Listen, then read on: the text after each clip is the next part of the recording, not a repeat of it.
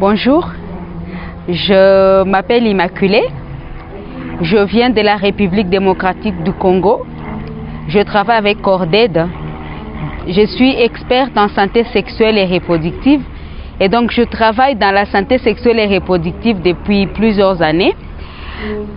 Bon, je suis là pour vous inviter à venir participer à notre session.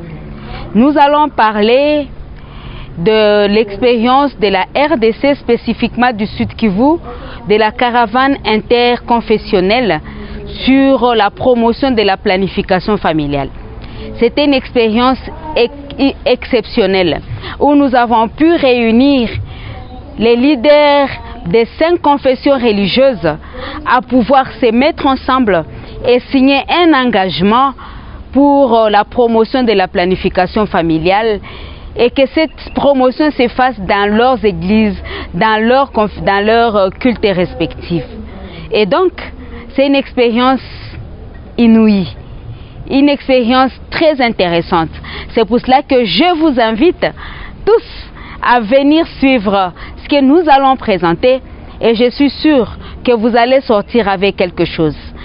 Dans notre pratique, nous avons fait sortir un outil, un guide pour vous apprendre comment vous pouvez peut-être faire la même expérience dans ce que vous faites chaque jour. Alors, bienvenue. Bienvenue dans notre session. Ça se passera le mardi et le mercredi, je dirais, après-midi. Nous espérons que nous aurons de bons échanges et vous allez apprendre de nous et nous apprendrons de vous. Merci beaucoup. Comme vous le savez, nous vivons dans un monde où il y a un dilemme. Les jeunes Africains, ils ont des rêves. Ils pensent à un avenir meilleur, chacun. Mais à côté de cela, il y a tous les défis qui les attendent. D'autres sont conscients de ces défis, tandis que d'autres n'en sont même pas conscients. Ils veulent être des grandes personnalités. Si vous demandez à un jeune, qu'est-ce que tu veux devenir demain, il te le dira. Je vais devenir tel. Mais à côté, il y a les défis. La sexualité. Vers un certain âge, ils en sont conscients. Mais quand ils sont adolescents, ils ne comprennent même pas ce qui peut leur arriver et entraver leurs défis. De l'autre côté, nous avons les leaders religieux qui attendent à ce que ces jeunes soient parfaits, qu'ils soient des modèles, qu'ils aient une bonne moralité. Mais ils ne comprennent pas que ces jeunes sont confrontés à de multiples défis. Et donc, ces leaders religieux, ils ont besoin d'être aidés. C'est ainsi que Corded, dans le cadre de la mise en œuvre de ces projets, il a compris que les leaders religieux manifestent également des besoins en santé sexuelle et reproductive. Et ces besoins, c'est dans le sens de la connaissance. Ils ont besoin d'avoir suffisamment de connaissances sur les droits en matière de santé sexuelle et reproductive. Ils ont également besoin d'avoir des compétences afin de pouvoir accompagner ces jeunes qui sont en face d'eux et qui doivent arriver à répondre à tous les défis qui sont au-devant d'eux. C'est ainsi que Corded a réfléchi sur quelle approche mettre en place afin d'accompagner les leaders religieux dans ces zones d'intervention. Nous avons commencé par mettre en place des outils. Parce qu'on ne peut pas parler de connaissances et de compétences sans outils. Nous avons travaillé les outils pour pouvoir aider les leaders religieux. Et ces outils, ce sont des outils de formation et des outils pour leur permettre d'affronter la communauté. Et parmi ces outils, nous avons les guides pour les leaders religieux, pour la santé sexuelle et reproductive, qui est là. Cet outil, c'est le premier outil que nous avons mis sur pied, élaboré. et sur la santé sexuelle et reproductive des adolescents et jeunes. Et il est accompagné de son guide, les guides pour les facilitateurs. Nous avons ces outils en français également parce que nous travaillons dans les pays francophones et également nous en avons en anglais. À côté de ces outils, nous ne sommes pas seulement limités aux outils des leaders religieux. Nous nous sommes dit qu'il fallait que ces outils des leaders religieux soient accompagnés par des manuels également pratiques. Et dans ces manuels pratiques, nous avons élaboré les outils pour les parents. Lorsque les leaders religieux approchent les parents, ils doivent également aider les parents à répondre à certaines questions que présentent leurs enfants pour ce qui concerne la santé sexuelle et reproductive des jeunes. C'est ainsi que nous avons élaboré les manuels Papa, Maman, d'où viennent les bébés. C'est un manuel qui contient 30 questions courantes que les enfants posent à leurs parents et nous avons proposé des réponses. Ce sont des questions du genre, même le titre du manuel, Papa, Maman, les enfants viennent d'où? Très souvent, les parents fuient ce genre de questions. Ou un enfant voit sa maman enceinte, il demande, Maman, cet enfant sortira d'où? Les parents, généralement, ne répondent pas à ce genre de questions. Ils les fuient. Et nous avons proposé des réponses simples, adaptées à l'âge, qui ne doivent pas détruire les enfants et non plus qui ne doivent pas amener les parents à mentir. Et à côté de ces outils, il y a des lexiques, des mots difficiles de santé de la reproduction que nous avons essayé de définir pour les jeunes, les parents, les leaders religieux. Nous avons également les jeux de cartes que vous verrez sur la table. Des jeux de cartes pour les jeunes. Donc, quand les leaders religieux sont en train de travailler avec les jeunes, ils peuvent leur proposer ces jeux de cartes. Et dans ces jeux de cartes, il y a des questions-réponses. Et les jeunes peuvent avoir des connaissances à travers ces jeux-là. Nous avons également élaboré des outils pour former les jeunes de 10 à 14 ans parce que ces manuels manquent généralement. Et ces manuels, nous l'appelons Like Sarah, Myriam and Joe. C'est un manuel qui apprend à la petite fille ou le petit garçon de 10 à 14 ans comment connaître son corps, les règles chez les filles, le genre, l'interaction humaine. Voilà toutes ces questions. Nous avons essayé d'y répondre dans ces manuels parce que ce sont des petites histoires très intéressantes pour les jeunes et quand ils les lisent, ils ont la connaissance. En dehors de ça, nous avons également élaboré des manuels pour les filles, les mères adolescentes. Là également, tous ces outils sont accompagnés des guides des formateurs. Ces manuels pour les mères adolescentes, ça permet aussi à ces mères adolescentes de se réunir, de comprendre ces problèmes de santé sexuelle et reproductive et de trouver des solutions et d'être avec les autres, de comprendre qu'elle n'est pas seule, elle est également avec les autres qui peuvent les aider. Alors, notre guide des leaders religieux. Ce guide pour les leaders religieux, il permet aux leaders religieux de parler de façon ouverte aux jeunes sur la santé sexuelle et reproductive.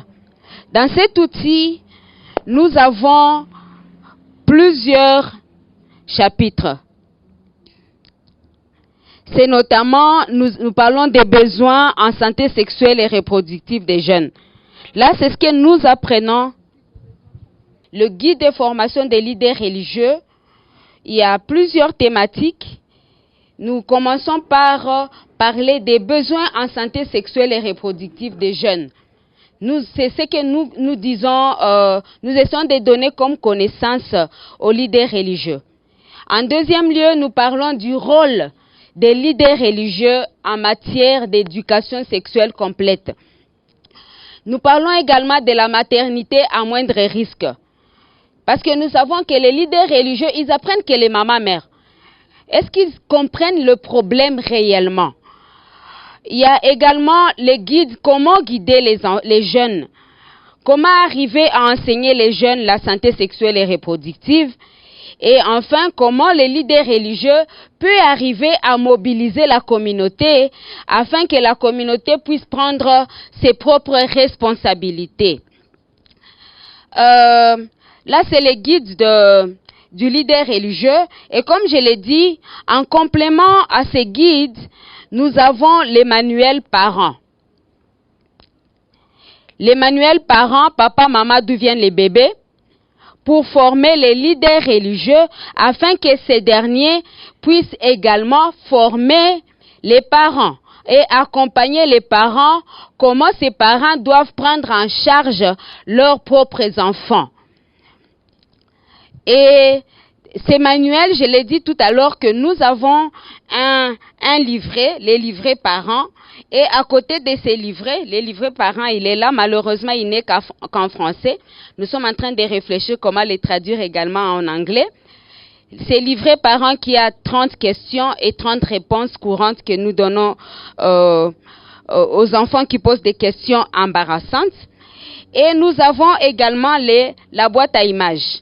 La boîte à images pour former les parents. Et donc, nous donnons ça aux leaders religieux. Il va dans la communauté, il forme les parents et même dans les églises respectives. Je vais plus insister sur la boîte à images. Cette boîte à images, elle contient 19 leçons.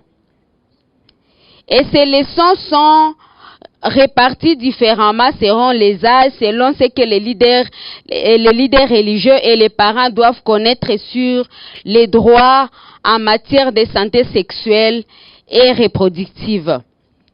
En tout cas, ce sont des éléments très pratiques de la vie courante des parents avec les jeunes. Par exemple, l'une des leçons, c'est celle-là. Ça, c'est une des leçons. D'ailleurs, c'est la leçon numéro 5 que nous trouvons dans notre boîte à images.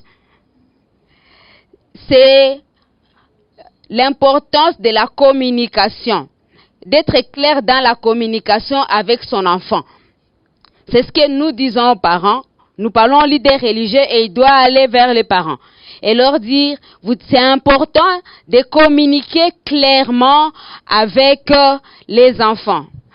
Comme vous le voyez, c'est vraiment très intéressant. Ici, cette image que vous voyez, parce que comme je l'ai dit, c'est une boîte à images, nous avons une partie où nous avons les images et une autre partie où le formateur lit, n'est-ce pas? Ici, nous avons, par exemple, cet enfant qui est monté sur l'arbre. C'est en français, elle dit ceci, ma maman m'a dit qu'un garçon ne devrait jamais voir mon caleçon. Et qu'est-ce qu'elle fait, la petite fille? Elle enlève les caleçons et le met dans la poche. Et elle monte sur l'arbre. Parce que maman lui avait dit qu'un garçon ne devrait pas voir son caleçon. C'est ça le message que la petite fille a reçu de sa mère. Et donc, pour obéir à maman, elle enlève le caleçon, elle met dans la poche parce qu'elle doit monter et aucun garçon ne voit son caleçon. Et vous voyez ici sur l'image, les petits garçons sont étonnés. Et de l'autre image ici, c'est deux petites filles qui sont tombées enceintes. La première, qu'est-ce qu'elle dit? Je suis restée dans mon quartier, mais voilà, je me retrouve enceinte. Le message qu'elle a reçu de sa maman, si tu quittes le quartier, tu vas tomber enceinte. Et la petite fille n'a pas quitté le quartier, elle est restée dans le quartier, mais elle se retrouve enceinte. Elle s'étonne, mais maman m'a dit que si je quitte le quartier, je vais tomber enceinte. Je n'ai pas quitté le quartier et me voilà enceinte. Qu'est-ce qui s'est passé? Celle-là, elle dit, aucun garçon n'est monté sur moi, mais je suis enceinte. Parce que maman a dit, si un garçon monte sur toi, tu vas tomber enceinte. Elle dit, c'est moi qui suis montée sur les garçons, mais je me retrouve enceinte.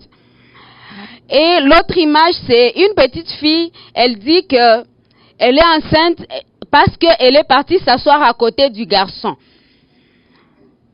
Maman lui avait dit, si seulement tu t'assois à côté d'un garçon, c'est que tu vas tomber enceinte. Et ce jour-là, un garçon est venu s'asseoir à côté d'elle.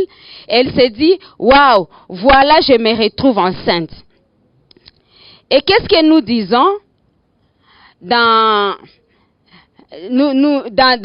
nos formations? On montre qu'il c'est important de donner un message clair aux enfants sans beaucoup tergiverser. Maintenant, moi, j'ai quelques questions pour l'auditoire. Est-ce que ça se passe de la même manière dans vos communautés?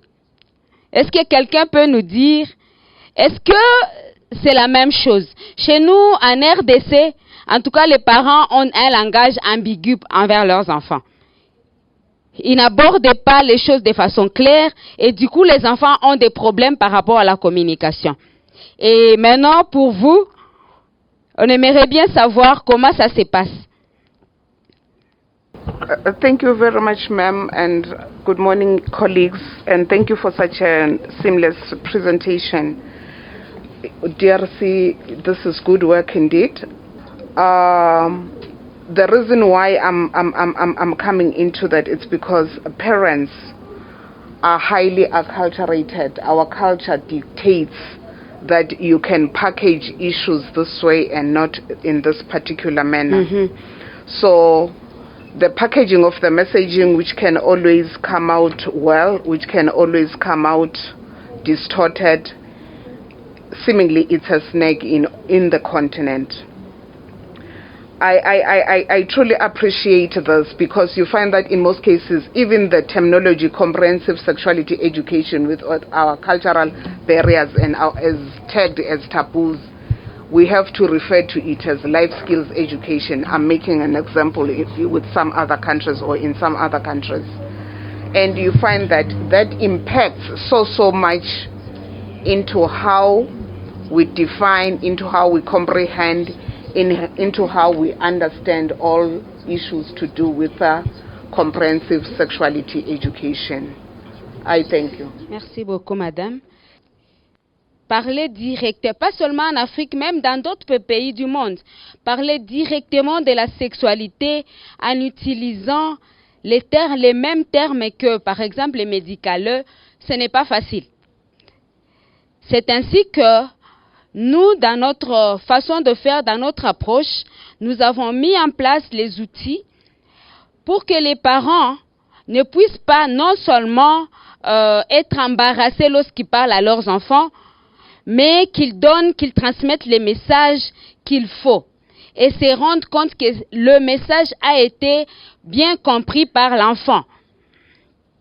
Et nous avons compris qu'il est très, très important que l'enfant reçoive la bonne information, mais dans le langage qui n'embarrasse pas les parents.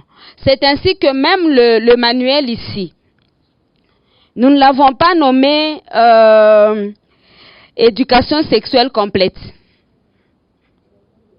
Non. Au contraire, nous l'avons nommé éducation affective et relationnelle au sein de la famille. Et ce langage passe. Et le contenu, lorsque nous le donnons, c'est le contenu de l'éducation sexuelle complète, mais en utilisant des terminologies adaptées pour les parents. Et aussi, lorsque les parents vont aller vers son enfant, il lui transmet la bonne information. Voilà ce que nous voudrions partager avec vous. Il y a plusieurs thèmes dans notre module et nous voudrions que pour les quelques minutes qui suivent, travailler avec vous une seule session.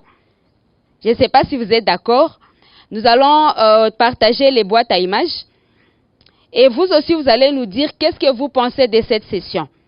Mais avant de passer à ça, on nous a demandé quel type de leaders religieux avec lesquels nous travaillons.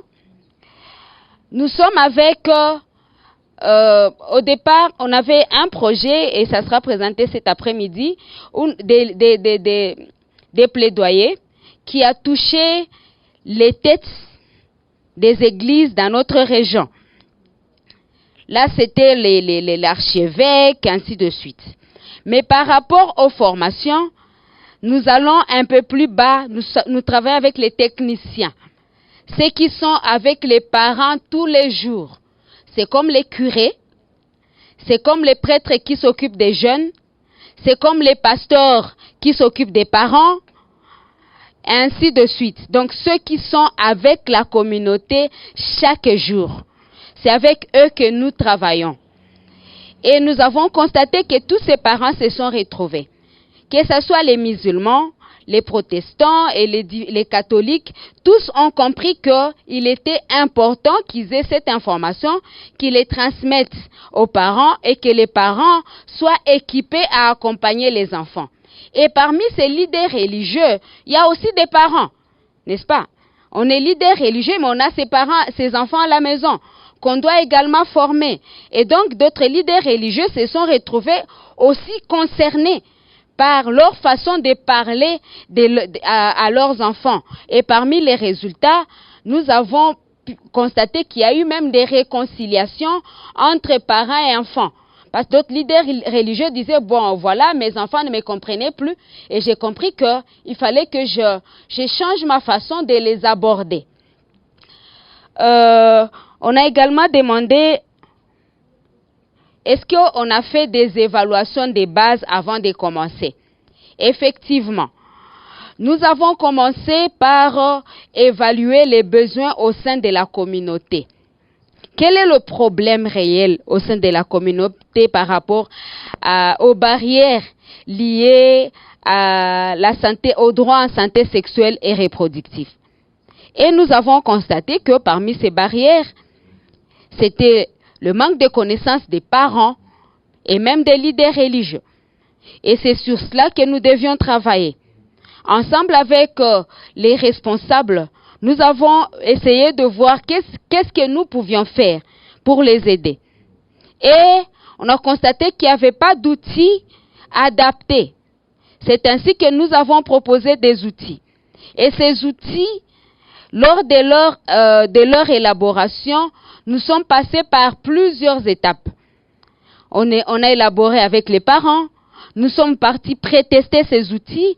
Après les avoir prétestés, nous les avons imprimés, nous les avons fait valider même par les ministères. Les ministères de l'éducation, les ministères de la santé qui les ont validés. C'est après que nous avons commencé maintenant à les implémenter. Voilà un peu le processus, comment il s'est passé. Thank you very much, and I can see the interest was still there to hear much more about how you work, and I believe that this being a networking convention, again, participants are free to give their contact information as well as take contact information from our facilitators so that you can continue the communication after here. Thank you very much. Yeah.